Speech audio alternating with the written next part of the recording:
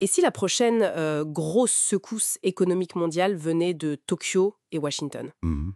Ça peut paraître un peu loin, hein, mais ce qui se passe là-bas, ça pourrait bien nous impacter tous. Hausse des taux, dévaluation. Oui, c'est une idée qui circule et qui est assez contre-intuitive au premier abord. Tout à fait. Alors, pour creuser ça, on s'est penché sur une analyse de la chaîne Rachel Finance. L'idée, c'est de décortiquer un peu leur thèse. D'accord. Comprendre ce qui se passe au Japon, aux US, et surtout ce lien potentiellement dangereux entre les deux. Exactement. Alors, allons-y. Commençons par le Japon. Il y a ce concept, le carry trade. Ah oui, le fameux carry trade. C'était quoi exactement en simple? Bah, c'était assez malin, tu vois. Pendant des années, on empruntait des yens. Pourquoi? Parce que ça coûtait rien. Les taux étaient quasi à zéro. D'accord. Et avec ces yens empruntés, on allait investir ailleurs. Par exemple, aux États-Unis, où les taux étaient, disons, à 5%. Donc on gagnait la différence. Facile. Voilà. Tant que deux conditions étaient réunies. Yen, taux japonais bas, et yen faible. Comme ça, le remboursement coûtait pas cher non plus. Mais voilà, en 2024, patatras. Exactement. Le système coince. Pourquoi? Qu'est-ce qui a changé? Ben, les deux conditions ont sauté. La Banque du Japon, elle a commencé à remonter un peu ses taux, fini le zéro absolu, Ah. Et le yen? et le yen, il s'est apprécié, genre plus 10%. Donc, plus cher à rembourser aussi. Fin de la partie pour le carry trade, en gros. D'accord. Et ça a eu quel impact sur les marchés? On l'a senti comment? Ben, ce qui est intéressant ici, c'est que c'était pas juste un petit truc technique. Ce carry trade, ça a injecté énormément d'argent facile dans le système mondial. Ça a soutenu les prix de plein d'actifs, actions, obligations, même le bitcoin l'an dernier, ça a joué. Ah oui, quand même. Donc, quand cette source se tarit, ben, ça change la donne. Et ça arrive au moment où le Japon a déjà ses propres soucis, hein. C'est-à-dire? La dette publique, 260% du PIB, c'est colossal. La population vieillit, ça pèse aussi. Et surtout, le marché des obligations japonaises y craque un peu. Il craque. Oui, les taux sur le long terme y grimpent.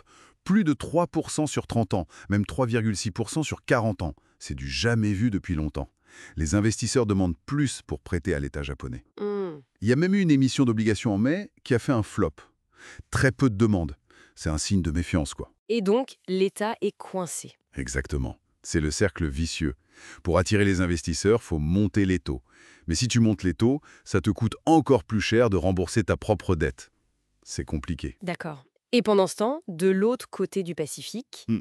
les États-Unis, la dette là-bas, c'est pas mieux, hein. Ah non, c'est une autre échelle, mais le problème est là aussi. On parle de chiffres fous, presque 37 milliards de dollars, et ça augmente de 1000 milliards tous les 3 mois. C'est ça, un rythme effréné. Au point que les intérêts de la dette, ce que ça coûte chaque année juste en intérêts, ça dépasse le budget militaire maintenant. Oui, c'est un cap symbolique qui a été franchi. Et Moody's, l'agence de notation, a même dégradé la note de la dette US fin 2023. C'était la première fois depuis 2008, non? Oui. Et leur argument, c'était surtout le manque de volonté politique. Démocrates, républicains, personne semble vouloir vraiment couper dans les dépenses. La solution facile, c'est Ouais. d'imprimer. La planche à billets. C'est ce qui inquiète des gens comme Ray Dalio.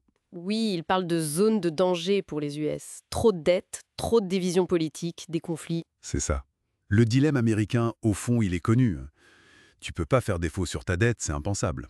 Donc, l'option qui reste, c'est souvent de créer de la monnaie. Mais qu'est-ce qui rend la situation actuelle plus tendue qu'avant? La dette US est haute depuis longtemps. Ben, justement, le facteur nouveau, ou en tout cas qui devient critique, c'est le lien avec le Japon. On y revient, explique-nous. C'est simple. Le Japon est le plus gros détenteur étranger de dette américaine. Plus de 1000 milliards de dollars d'obligations du Trésor US. Une partie de ses réserves, Oui, y compris ses obligations américaines. Mais est-ce qu'ils le feraient vraiment, Sam? Ils ont intérêt à ce que le dollar reste stable, non? C'est tout le paradoxe. Bien sûr qu'ils préféreraient pas. Mais la pression interne monte. Et même s'ils ne vendaient que modestement, oui. dans le contexte actuel, avec déjà énormément de nouvelles dettes US à absorber par le marché, même des ventes modestes du Japon pourraient suffire à semer le doute, à tendre les marchés. Quel serait l'effet domino potentiel alors? Si le plus gros acheteur étranger commence à vendre, même un peu, ça met la pression à la hausse sur les taux d'intérêt américains. Ce qui rendrait le crédit plus cher pour tout le monde aux US. Tout à fait. Et ça pourrait déstabiliser les marchés actions, les marchés obligataires, et vu le poids des US, ça pourrait ricocher partout dans le monde. Contagion possible. D'accord. Alors, concrètement, qu'est-ce qu'on retient de tout ça? C'est quoi l'implication principale? Mais je crois que le message principal, c'est que l'ère de l'argent facile, symbolisée par ce carry trade japonais, elle est peut-être bien finie. Hmm. On entre dans un monde économique potentiellement plus instable, moins prévisible. Et pour les investisseurs, qu'est-ce que ça change? La source qu'on a regardée suggère de ne pas paniquer, de continuer à investir régulièrement. Les ETF, les actions, ça reste la base. D'accord, la discipline habituelle. Mais face à ces risques sur les dettes des États, sur les monnaies, ça renforce l'idée de regarder aussi des actifs un peu différents. Comme... L'or, par exemple, ou potentiellement le Bitcoin. Des actifs qui dépendent moins des décisions des gouvernements ou des banques centrales.